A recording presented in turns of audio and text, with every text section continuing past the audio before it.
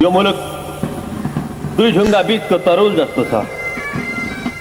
प्रजा मोटा भया दरबार बलियो रहन्छ। राजाका भण्डार भनेका शैतानहरू हुन्। मेरा साना दुःखले आर्जेको मुलुक होइन, सबै जातको फुलबारी हो। सबैमा चेतना भया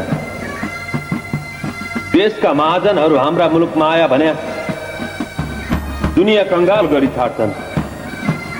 देशका कपडा लगाउन मना गरिदिनु, आफ्नो देशको कपडा बन्न जान्नेलाई नमुना देखाइ सघाउनु र बन्न लगाउनु। यसो भया नगद विदेश जाँदैन। अन्याय मुलुकमा हुन नदिनु।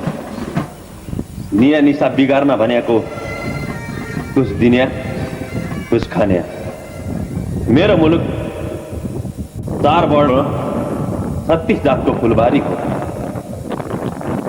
जाई कटक नगर्नु, झिकी कटक गर्नु। सबैमा चेतना भया